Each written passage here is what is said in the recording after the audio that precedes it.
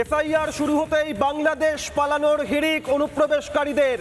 সীমান্তে ভিড় অনুপ্রবেশকারী বাংলাদেশিদের, সেই ছবি ধরা পড়ছে বিভিন্ন বাংলার সঙ্গে বাংলাদেশ সীমান্তবর্তী এলাকায়। দিল্লি বিস্ফোরণে বাংলাদেশি যোগ, হাসিনার মৃত্যুদণ্ডে অগ্নিগর্ভ পরিস্থিতি বাংলাদেশে। এমতো অবস্থায় এসআইআর শুরু হতেই বাংলাদেশ পালানোর হিড়িক অনুপ্রবেশকারীদের। অনুপ্রবেশ রুখতে সীমান্তে কড়া নজর বিএসএফ এর, বর্ডার সিকিউরিটি ফোর্সের। সীমান্তে কড়া নিরাপত্তার ছবি। এসআইআর শুরু হতেই বাংলা থেকে বাংলাদেশ অনুপ্রবেশকারীদের পালানোর হিড়িক। সরাসরি সব মিলিয়ে কথা বলবো সহকর্মী ইন্দ্রাশিসের সঙ্গে। ইন্দ্রাশিস, উত্তর 24 পরগনার পেট্রাপোল, ঘোজাডাঙ্গা, স্বরূপনগর, মালদার মহদীপুর, দক্ষিণ দিনাজপুরের হিলি, মুর্শিদাবাদ, বিভিন্ন জেলার সঙ্গে বাংলাদেশের সঙ্গে বাংলার সীমান্ত, সেখানে নজরদারি কতটা বাড়ানো হয়েছে? অনুপ্রবেশকারীদের পালানোর হিড়িকের কি ছবি?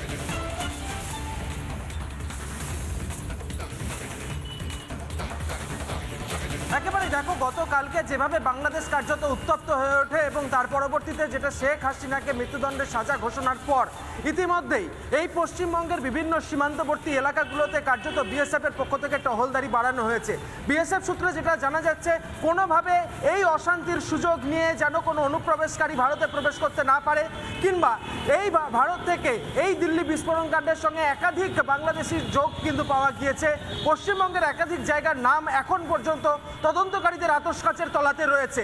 ফলত সেই সমস্ত দুষ্কৃতীরা যাতে কোনোভাবে বাংলাদেশে পালিয়ে যেতে না পারে, সেই কারণে বিএসএফ এর টহলদারি বাড়ানো হয়েছে। পশ্চিমবঙ্গের এই মুর্শিদাবাদ জেলা, মালদা, নদিয়া, দক্ষিণ দিনাজপুরের হিলি থেকে শুরু করে বিভিন্ন জায়গা যেগুলো মূলত ইন্দো বাংলাদেশ বর্ডার রয়েছে, সেই সমস্ত জায়গাগুলোতে কিন্তু বিএসএফ এর টহলদারি বাড়ানো হয়েছে। হাই অ্যালার্ট জারি করা হয়েছে। কাল রাত ভোর বিএসএফ এর এক্সট্রা যে ফোর্স, অ্যাডিশনাল ডিপ্লয়মেন্ট সেখানে কিন্তু করা হয়েছে এবং তারা কিন্তু সেখানে বিভিন্ন জায়গাতে টহলদারি করেছে। বিএসএফ এর যে এরিয়া রয়েছে সেখান থেকে বেশ কিছুটা দূর পর্যন্ত তাদের যে এরিয়া সেটাকে বাড়ানো হয়েছে এবং সেখানে পর্যন্ত তারা কিন্তু টহলদারি করেছে।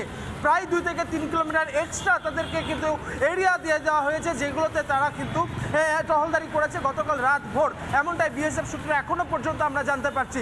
স্বাভাবিকভাবে গতকালকে শেখ হাসিনাকে মৃত্যুদণ্ড দেওয়ার পরে আমরা দেখেছি একেবারে তারপরে এই পরিস্থিতির দিকে আরো কড়া নজর রাখা শুরু হয়েছে। ধন্যবাদ ইন্দ্রাশিসকে।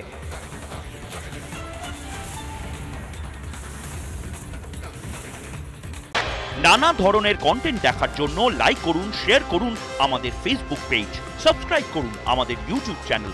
পাশাপাশি অন্যান্য ব্রেকিং নিউজের জন্য অবশ্যই চোখ রাখুন রিপাবলিক বাংলায়।